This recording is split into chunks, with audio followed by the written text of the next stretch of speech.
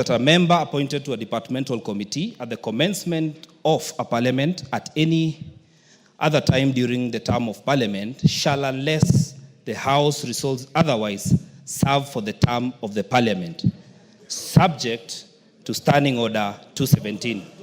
Mr. Speaker, Standing Order 176. Standing Order 176, Mr. Speaker, provides the criteria, Mr. Speaker, of the discharge of a member from a committee. Mr. Speaker, I have been a member of the Departmental Committee on Energy, Forestry and Mining. Standing Order 176 provides that a party may discharge a member from a select committee after the member has been accorded an opportunity. Number two, it provides that the party whip of the party that nominates a member to a select committee shall give notice in writing to the Speaker with the intention of discharging that member from that select committee. And number three, most important, the Speaker shall, within 3 days of receipt of the notice, under paragraph 2, inform the member. Mr. Speaker, I am a member of the Departmental Committee on Energy, or on Environment. And Mr. Speaker, if I have been removed, the standing orders provide that 176 shall apply on Standing Order 216. It is even written there. Mr. Speaker, you cannot remove a member from a committee. I am not in the list on the Committee on Environment, Forestry and Mining, which I was nominated to at the beginning of this parliament. Mr. Speaker, even if Osoro, even if Ichung'wa does not want me in this committee, you must remove me procedurally. Give me a hearing, notify the Speaker to give me a notice. Mr. Speaker, it will not be in order to continue with whatever is happening here, because it is okay to remove me. It is within the procedure and rules. These standing orders, Mr. Speaker, you are one of the creators of these standing orders. I have used them for the last 12 years. I was a whip of a county assembly, so I know how to use standing orders. You cannot remove me without, I need letters written to me. Accord me a hearing. After according me a hearing, now give notice to the Speaker. The Speaker will tell me within 3 days, you cannot remove me in the morning. I have been a member of this committee and I cannot remove in the manner in which you want to remove me. However powerful you might be, Mr. Speaker, it is not correct. Whatever has been tabled before this House, Mr. Speaker, is kangaroo, it is null and void, it cannot operate because they are standing orders and the procedure and rules of this House, the traditions. When Mheshimiwa Kimani Ichung'wa, when several honorable members were de-whipped from committees, the Honorable Wangwe, who is the immediate former whip, wrote letters to specific members. And apart from that, the communications were done directly to the Speaker. So, Mr. Speaker, I cannot be removed from and the Speaker cannot oversee my removal from a committee, a departmental committee, without me being discharged by my political party. And Mr. Speaker, because you are the Solomon of this House, kindly do not proceed with this motion in the state that it is, and it will be a procedural wrong. This is the making of Kimani Ichung'wa, which cannot work in this assembly. Thank you very much. Yes, Majority Leader. Honorable Speaker, the member for Kajiado North is my very good friend, and he served as a member of the County Assembly of Kajiado. And he has clearly read out to us the standing order. I will choose to ignore the invocation of the name Kimani Ichung'wa, which is now a spot for those who have nothing else to speak about. They can only speak about Kimani Ichung'wa, and I know why he's trying to invoke my name. But I will restrict myself to the provisions of the standing orders. The standing orders, Honorable Speaker, make it clear, unless otherwise resolved by the House. Therefore, I would implore on the member for Kajiado North, other than carelessly invoking the name of Kimani Ichung'wa, who is not the majority whip, because the majority whip is called Honorable Silvanus Osoro. Other than doing that, he should be spending his time now convincing the House to resolve otherwise. Otherwise, Honorable Speaker, invoking the name of Kimani Ichung'wa to look popular out there, my friend, go and do those things in the County Assembly of Kajiado, not in the National Assembly. Spend your time in the National Assembly discussing matters of greater importance to the people of Kajiado North, who are suffering without roads, whose children cannot even go to school because their member of parliament is busy following people in some other village somewhere. Why don't you follow members of your constituency in their own constituency addressing their issues? I will not allow, Honorable Speaker, any member to use my name or invoke my name to try and seek cheap publicity. Our standing orders are very clear, and Honorable Ngogoyo should know that. Deal with matters to do with your constituents. And there is also some levels of insatiable greed that we cannot be able to satisfy as a House. And therefore, Honorable Speaker, the issue raised is simple. Let the Honorable Ngogoyo convince members of this House to resolve otherwise. Otherwise, the standing order, as he read, is very well, is in very simple language that even a member of a county assembly can be able to interpret. Osoro. Osoro.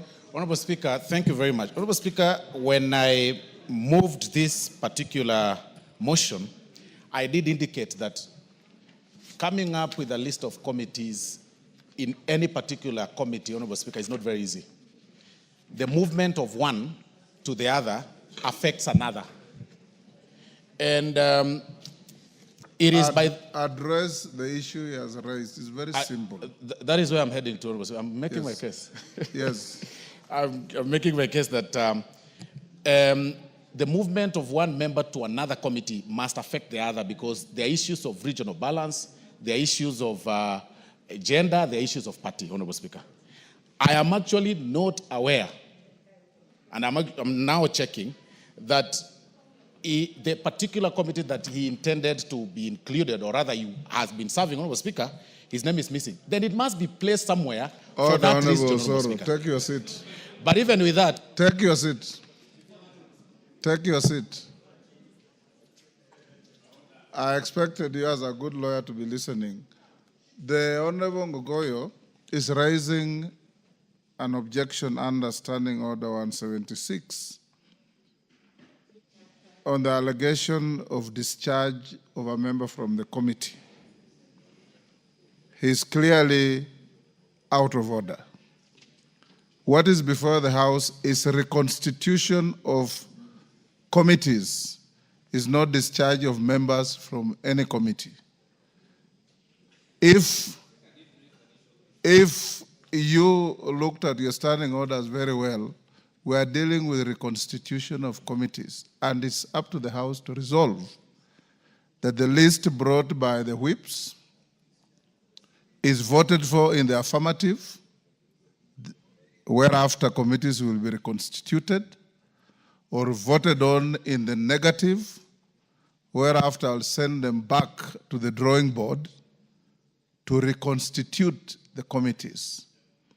When a member is singularly or with another discharged from a committee, that will then come in a separate form, and I'll address it when it does come.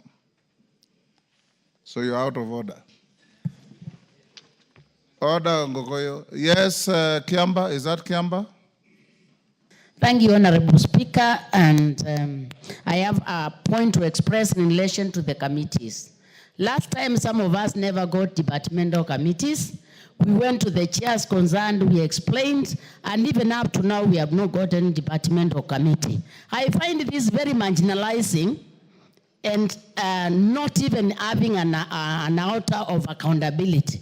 When you take some members as second-class members of parliament, even when we've made official requests and you are maintained, you don't have a substantial departmental committee for 2 consecutive times.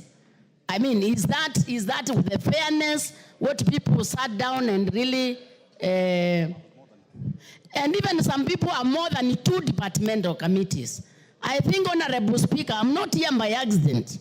I'm here by design, and I'm here representing people who need to hear my voice in areas which matters. So I think that needs to be considered.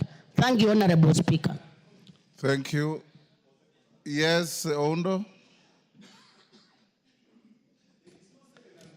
Chair, I have keenly Address listened. the speaker. Yes, Speaker, Yes. I've keenly listened to the sentiment raised by members. I've also keenly listened to presentation by the majority whip. And the Honorable Chair was in the issue Honorable of... Speaker. Sorry, Speaker. Honorable Speaker, Yes. I just hope and pray that the statement made by the majority whip on the issue of appointment of chairs and vice chairs is a true statement not meant for the public gallery. Honorable Speaker, members of parliament are here by design, having been elected by their people. When they go to those committees, we do hope and pray, Honorable Speaker, that in your wisdom and in your good guidance to this House, do not allow, do not attempt, or do not permit, where issues are raised, allow the members to exercise democratic right, elect their leadership without interference from other quarters. I do want to believe and trust it has gone unanswered, would have no other interference from any other Honorable quarter. Oundo. Thank you, Honorable Speaker. Honorable Undo, the Speaker has no role in the election of chairs of committees.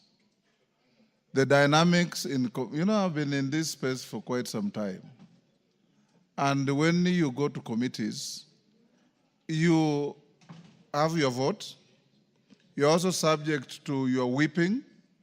You are subject to the dynamics of your coalitions, the dynamics in your parties. And I want to encourage you to leave the Speaker out of this, because this is about the various coalitions and parties in the House.